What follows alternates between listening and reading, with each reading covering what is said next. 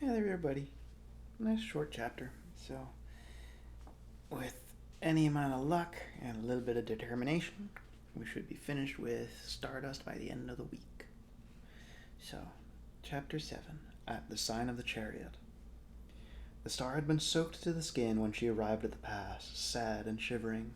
She was worried about the unicorn. They had found no food for it on the last day's journey, as the grasses and ferns of the forest had been replaced by gray rocks and stunted thorn bushes.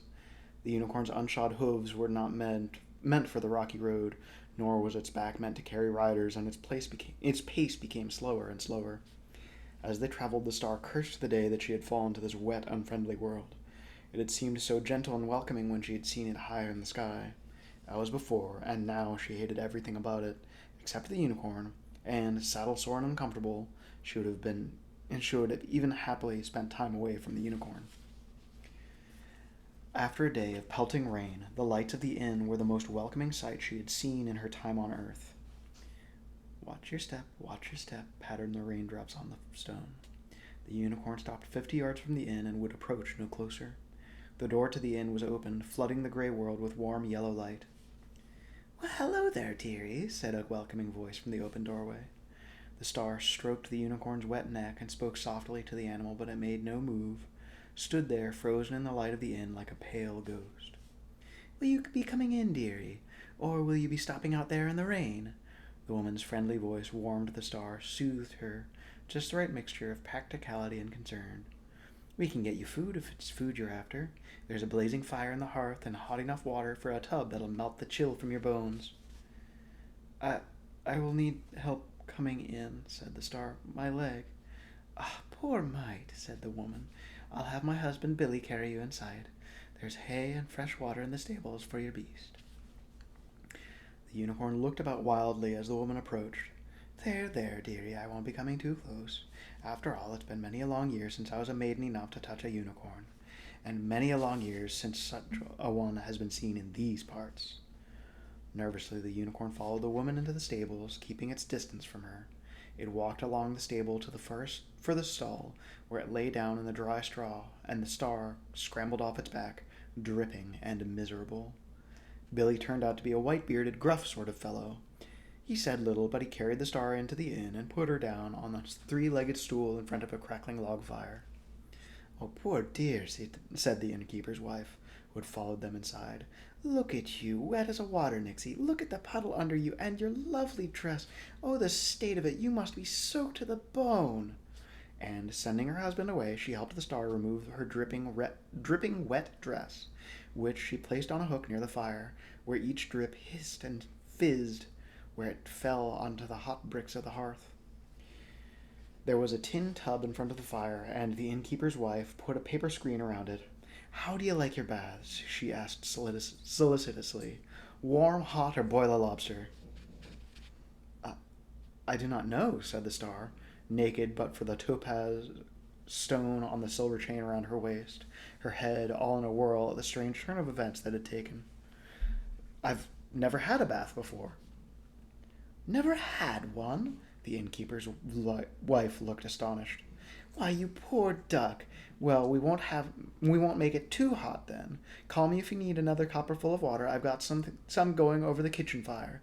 And when you're done with the bath, I'll bring you some mulled wine and sweet roasted turnips. And before the star could protest that she neither ate nor drank, the woman had bustled off, leaving the star sitting in the tin tub, her broken leg in its splints sticking out of the water and resting on a three-legged stool. Initially, the water was indeed too hot, but as she became used to the heat, she relaxed and was, for the first time since she tumbled from the sky, utterly happy. There's a love, said the innkeeper's wife, returning. How are you feeling now? How are you now? Oh, much, much better, thank you, said the star. And your heart, how does your heart feel? Asked the woman. My heart? It was a strange question, but the woman seemed genuinely concerned. It feels happier, more easy, less troubled. Good, that's good. Let us get it burning high and hot within you, huh? Burning bright inside of you. I am sure that under your care my heart shall blaze and burn with happiness, said the star. The innkeeper's wife leaned over and the star under her chin. "There's a pet, such a duck it is, the fine things it says." And the woman smiled indulgently and ran a hand through her gray-streaked hair. She hung a thick toweling robe on the edge of the screen. "This is for you to wear when you're done with your bath. Oh, don't hurry, you two. Oh, no, not to hurry, ducks. It'll be nice and warm for you, and your dress will still be damp for a while now. Just give us a shout when you want to hop out of the tub, and I'll come and give you a hand." And then she leaned over and touched the star's chest between her breasts with one cold finger, and she smiled. "A good, strong heart," she said. There were good people on this benighted world, the Stardust decided, warmed and contented. Outside, the rain and the wind pattered and howled through the mountain pass, but in the inn, at the sign of the chariot, all was warm and comfortable.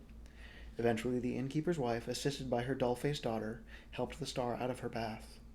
The firelight glinted on the topaz set in silver which the star wore on a knotted silver chain around her waist until the topaz and the star's body vanished beneath the thick toweling of her robe.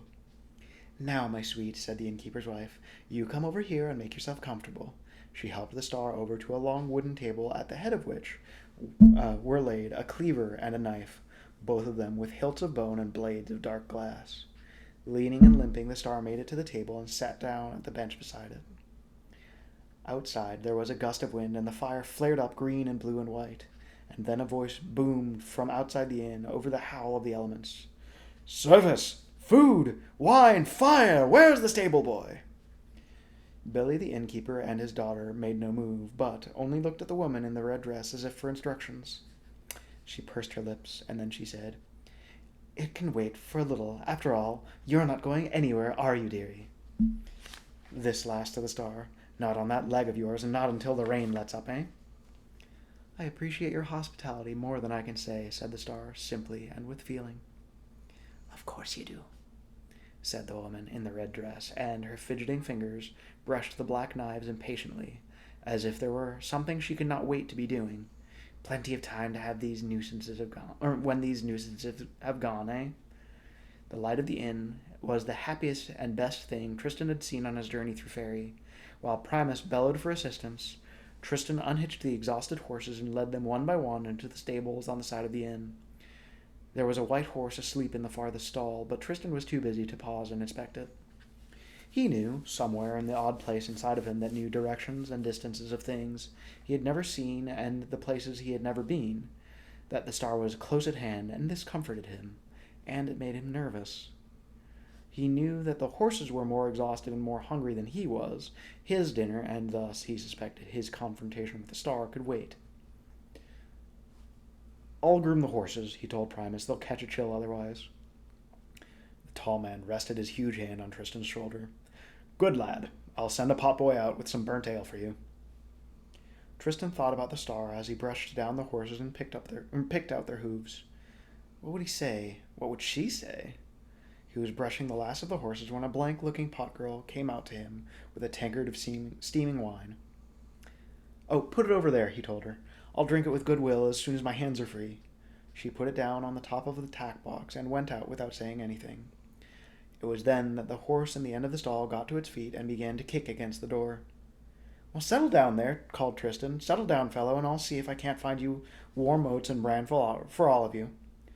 There was a large stone in the stallion's front inside hoof, and Tristan removed front inside. I'm sure that makes sense. And Tristan removed it with care. "Madam," he had decided he would say, "please accept my heartfelt and most humble apologies." "Sir," the star would say in return, That I shall do with all my heart. Now let us go to your village, where you shall present me to your true love as a token of your devotion to her." His ruminations were interrupted by an enormous clattering as a huge white horse, but he realized immediately it was not a horse, kicked down the door of its stall and came charging desperately toward him, its horn lowered. Tristan threw himself onto the straw of the stable floor, his arms about his head. Moments passed. He raised his head. The unicorn had stopped in front of the tankard and was lowering its horn onto the mulled wine. Awkwardly, Tristan got to his feet. The wine was steaming and bubbling, and it came to Tristan then, the information surfacing from some long-forgotten fairy tale or piece of children's folklore, that a unicorn's horn was proof against. Poison? He whispered, and the unicorn raised its head and stared into Tristan's eyes, and Tristan knew that it was the truth. His heart was pounding hard in his chest.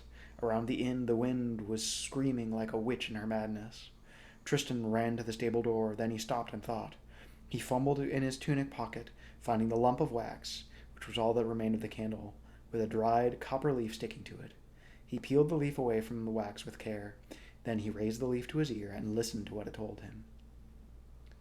"Wine, my lord?" asked the middle-aged woman in the long red dress when Primus had entered the inn. "I'm afraid not," he said. "I have a personal superstition that, until the day I see my brother's corpse cold on the ground before me, I shall drink only my own wine and eat only the food I have obtained and prepared myself. This I shall do here if you have no objection. I shall, of course, pay you as if it were your wine that I was drinking. If I might trouble you to put this bottle of mine near the fire to take the chill from it. Now I have a companion on my journey, a young man who is attending to the horses. He's sworn no such oath, and I'm sure that if you could send him a mug of burnt ale, it would help take the chill from his bones." The potmaid bobbed a curtsy, and she scuttled back to the kitchens. "So, mine host," said Primus to the white-bearded innkeeper, "how are your beds here at the back of beyond? Have you straw mattresses? Are there fires in the bedrooms? And I note with increasing pleasure that there is a bathtub in front of your fireplace. If there's a fresh copper of steaming water, I shall have a bath later, but I shall pay you no more than small silver coin for it, mind." The innkeeper looked to his wife, who said, "Our beds are good, and I shall have the maid make up a fire in the bedroom for you and your companion." Primus removed his dripping black robe and hung it by the fire, beside the star's still damp blue dress. Then he turned and saw the young lady sitting at the table. "Another guest," he said. "Well met, my lady, in this noxious weather." At that, there was a loud clattering from the stable next door. "Something must have disturbed the horses," said Primus, concerned. "Perhaps the thunder," said the innkeeper's wife. Perhaps," said Primus. Something else was occupying his attention. He walked over to the star and stared into her eyes for several heartbeats. "You..." He hesitated, then with certainty. "You have my father's stone. You have the power of Stormhold." The girl glared up at him with eyes the blue of sky. "Well then," she said, "ask me for it, and I can have done with this stupid thing." The innkeeper's wife hurried over and stood at the head of the table. "I'll not have you bothering the other guests now, my dearie ducks," she told him sternly. Primus's eyes fell upon the knives upon the wood of the tabletop. He recognized them. There were tattered scrolls in the vaults of Stormhold in which those knives were pictured, and their names were given. They were old things from the first age of the world. The front door of the inn banged open. "Primus!" called Tristan, running in. "They've tried to poison me!" The Lord Primus reached for his short sword, but even as he went for it, the Witch Queen took the longest of the knives and drew the blade of it in one smooth, practical movement across his throat. For Tristan, it all happened too fast to follow. He entered, saw the star, and Lord Primus, and the innkeeper, and his strange family, and then the blood was spurting in a crimson fountain in the firelight. "Get him!" called the woman in the scarlet dress. "Get the brat!" Billy and the maid ran towards Tristan, and it was then that the unicorn entered the inn. Tristan threw himself out of the way, and the unicorn reared up on its hind legs, and a blow from its sharp hooves sent the potmaid flying. Billy lowered his head and ran headlong at the unicorn, as if he were about to butt it in the forehead. The unicorn lowered its head also, and Billy the innkeeper met his unfortunate end. "Stupid!" screamed the innkeeper's wife furiously, and she advanced upon the unicorn, a knife in each hand, blood staining her right hand and forearm the same color as her dress. Tristan had thrown himself onto his hands and knees and had crawled towards the fireplace. In his left hand he had hold of the lump of wax, all that remained of the candle that had brought him here. He had been squeezing it in his hand until it was soft and malleable. "This better ought to work," said Tristan to himself. He hoped that the tree had known what she was talking about. Rachel is a very smart person. I'm sure she knew what she was talking about. Tristan ripped a lace from his jerkin and closed the wax around it. "What's happening?" asked the star, who had crawled towards Tristan on her hands and knees. "I don't really know," he admitted. The witch-woman howled then. The unicorn had speared her with its horn through the shoulder, lifted her off the ground triumphantly, preparing to hurl her to the ground and then to dash her to death with it. beneath its sharp hooves.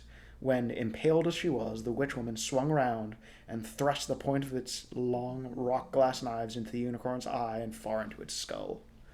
The beast dropped to the wooden floor of the inn, blood dripping from its side, from its eye, and from its open mouth. First it fell to its knees, and then it collapsed utterly as the life fled. Its tongue was piebald, and it protruded most pathetically from the unicorn's dead mouth.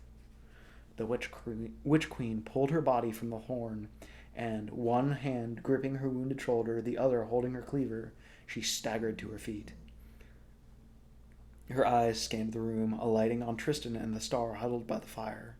Slowly, agonizingly slowly, she lurched towards them, a cleaver in her hand and a smile upon her face.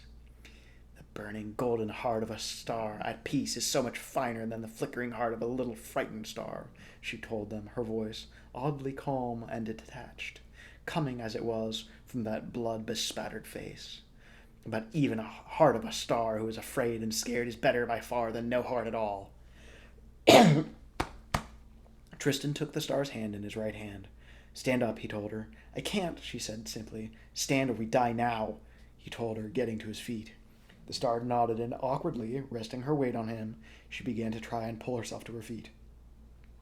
Stand or you die now, echoed the witch queen. Oh, you die now, children, standing or sitting. It is all the same to me. She took another step towards them. Now, said Tristan, one hand gripping the star's arm and the other holding his makeshift candle. Now walk!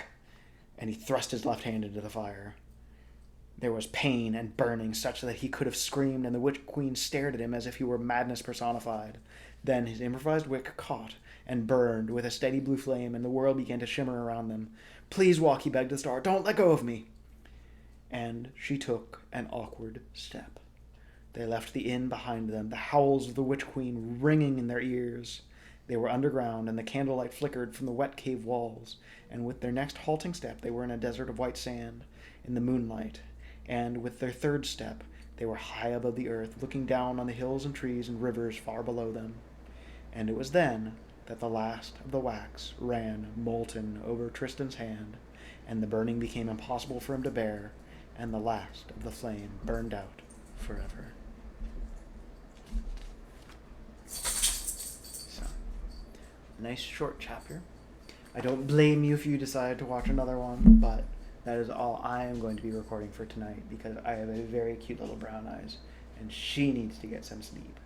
She is very beautiful, and she needs very much sleeping. So,